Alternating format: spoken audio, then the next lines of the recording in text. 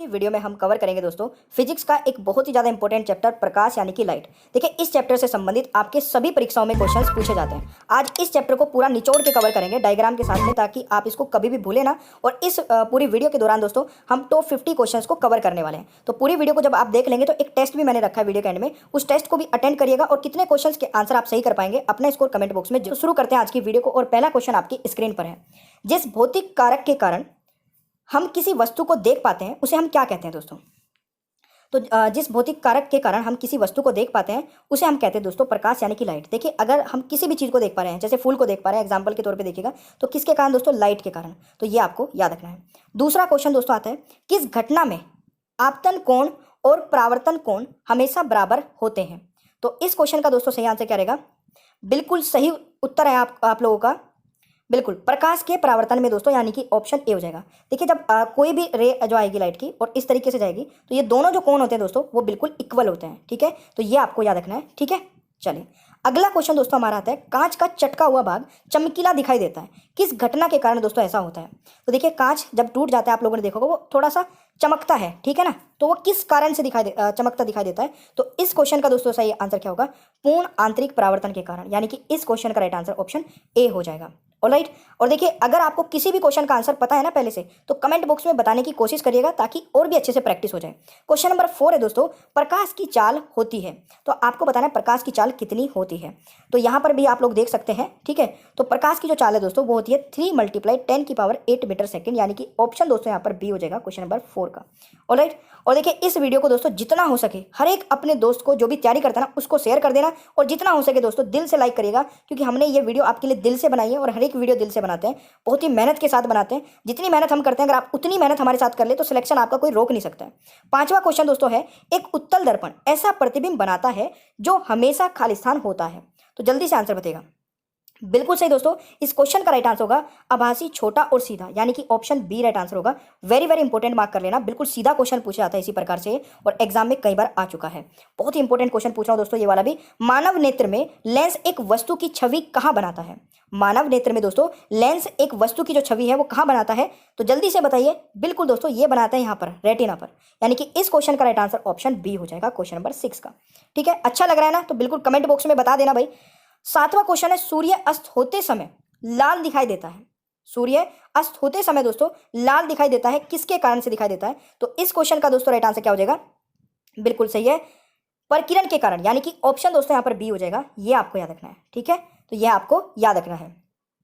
अगला क्वेश्चन दोस्तों, प्रकाश के प्रकिरण में सबसे अधिक अपरिवर्तित रंग कौन सा है? तो इस क्वेश्चन का दोस्तों सही आंसर क्या हो जाएगा?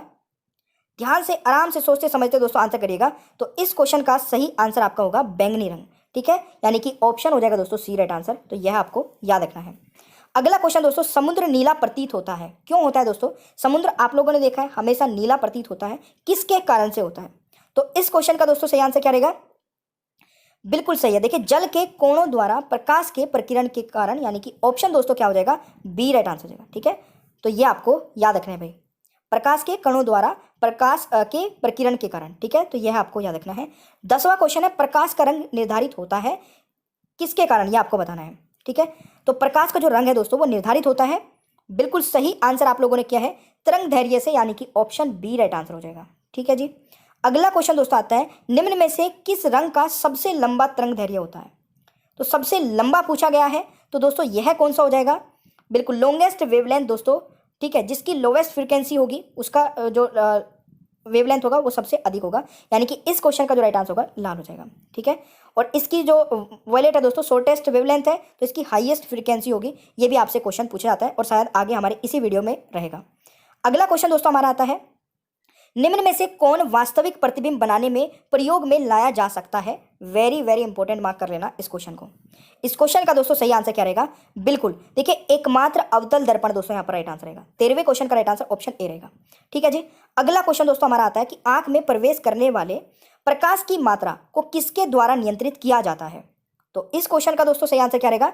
अरे वाह, बिल्कुल सही। देखें यहाँ पे आइरिस जो होता है दोस्तों हमारा, ये वाला पार्ट जो होता है, ठीक है, आइज का, ये नियंत्रित करता है, यानी कि ऑप्शन सी राइट आंसर होगा क्वेश्चन नंबर 14 का। वेरी वेरी इंपॉर्टेंट, मार्क कर लेना इस क्वेश्चन को भी, ठीक है। और वीडियो के एंड में ना मैं आपसे क्वेश्चन पूछने वाला हूँ, उनके आंसर जरूर बताएगा, और वीडियो को ध्यान से देखेंगे तो ईजिली आंसर कर लेंगे। 15वां क्वेश्चन दोस्तों, एक दंत चिकित्सक कौन से दर्पण का उपयोग करता है? तो इस क्वेश्चन का दोस्तों राइट आंसर क्या होगा? ये करता है दोस्तों अवतल दर्पण का, ठीक है। तो राइट आंसर सी रहेगा, तो ये आपको याद रखना है। अगला क्वेश्चन दोस्तों हमारा क्या बनता है? निम्न में से किसका प्रयोग दूरदृष्टि को सही करने के लिए किया जाता है? देखिए, दूरदृष्टि को सही करने के लिए दोस्तों किस दर्पण का प्रयोग किया जाता है? उत्तल लेंस का, यानी कि कॉन्वेक्स लेंस इस क्वेश्चन का राइट आंसर होगा। और अगर बात की जाती कि जो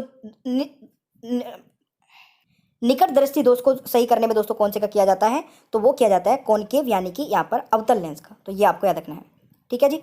अगला क्वेश्चन दोस्तों आता है, एक दर्पण द्वारा प्रकाश के मार्ग की दिशा में परिवर्तन को कहा जाता है? वेरी वेरी इंपॉर्टेंट है ये भी आपका। तो इस क्वेश्चन को दोस्तों राइट आंसर क्या हो जाएगा? बिल्कुल, इसको कहा जाता है दोस्तों, इसको कहा जाता है परावर्तन, यानी कि ऑप्शन ए राइट आंसर रहेगा क्वेश्चन नंबर 17 का। अगला क्वेश्चन दोस्तों हमारा आता है, श्वेत प्रकाश का अपने सभी रंगों में विभाजित होने की क्रिया को कहा जाता है?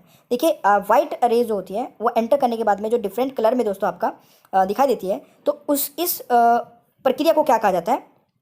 बिल्कुल, वर्ण विक्षेप, यानी कि दोस्तों राइट आंसर ऑप्शन ए हो जाएगा। ये भी आपको याद रखना है, ठीक है। वर्ण विक्षेपण इस क्वेश्चन का सही आंसर रहेगा। 19वां क्वेश्चन दोस्तों, एक सतह अंदर की ओर वक्रीय है तब निर्मित दर्पण कौन सा है? तो अगर सतह दोस्तों अंदर की ओर है तो इसको क्या बोलेंगे दोस्तों? अवतल लेंस बोलेंगे, यानी कि ऑप्शन सी राइट आंसर हो जाएगा, ठीक है जी।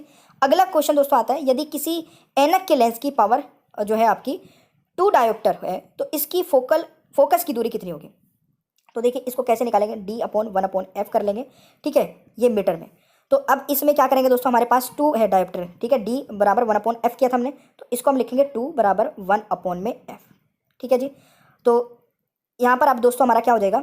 इसको हम इधर ले आएंगे तो ये 1/2 हो जाएगा, यानी कि f बराबर 1/2 हो गया। अब इसको अगर मैं देखूँ तो ये कितना आ जाएगा? 0.5 आ जाएगा, ठीक है।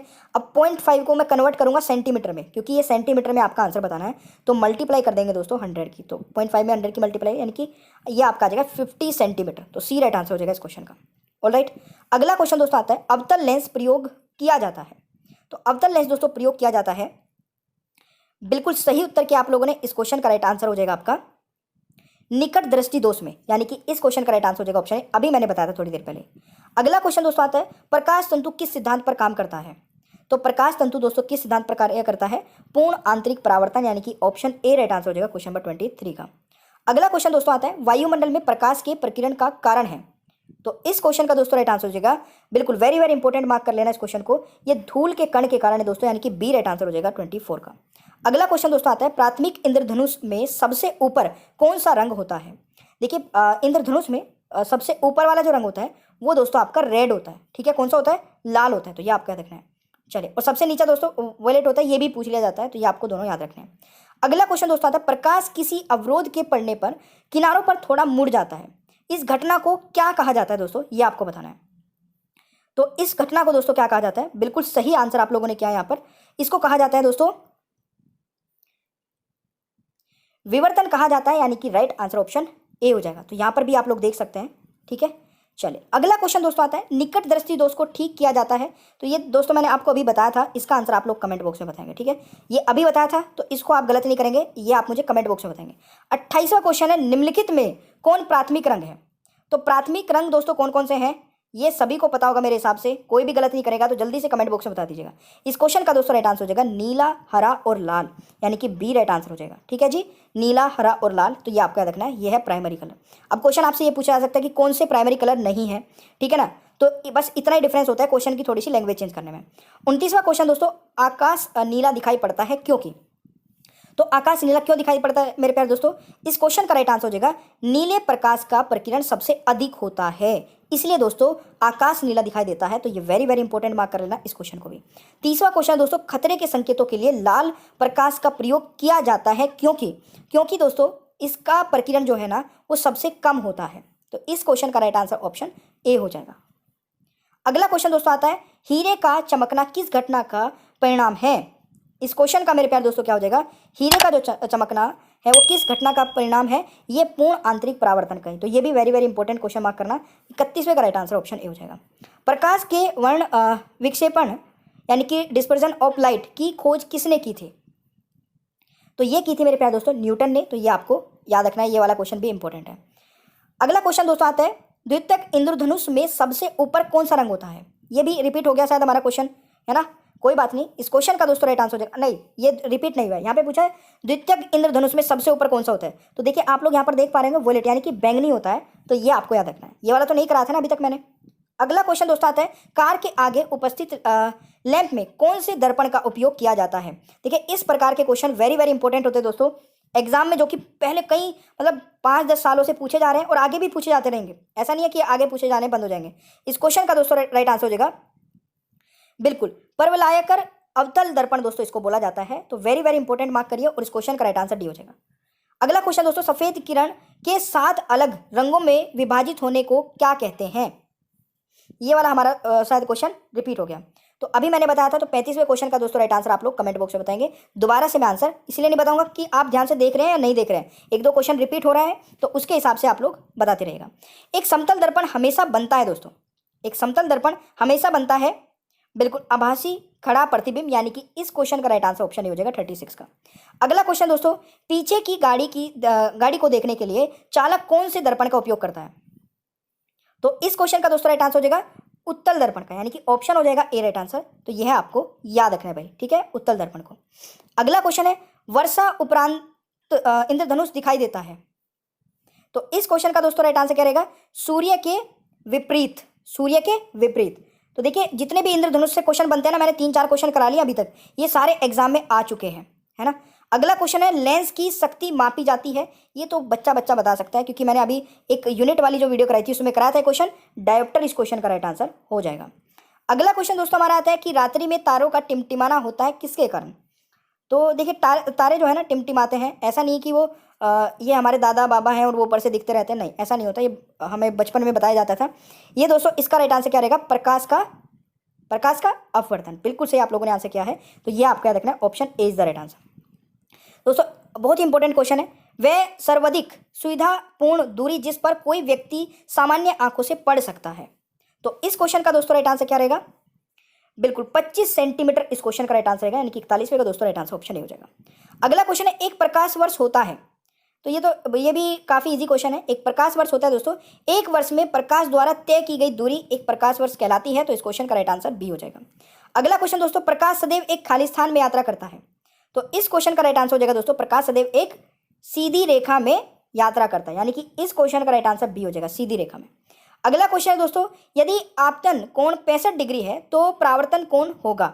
तो इस क्वेश्चन का दोस्तों राइट आंसर क्या होगा? तो देखिए बिल्कुल मैंने आपको स्टार्टिंग में सबसे पहला ही क्वेश्चन करा था ना, पहला या दूसरा क्वेश्चन ये, यदि आपतन कोण 65 डिग्री है तो अब आपसे थोड़ा सा घुमा के क्वेश्चन पूछा गया तो परावर्तन कोण कितना होगा? वो भी उतना ही होगा यार, ठीक है, क्योंकि मैंने बताया था इंसिडेंट रे जो होती है वो इक्वल होती है आपकी किसकी? रिफ्रैक्टेड रे के। तो 65 ही होगा इसका आंसर। बहुत ही ईजी है और ऐसे क्वेश्चन जब एग्जाम में आते हैं तो कई बच्चे इनको भी गलत कर देते हैं।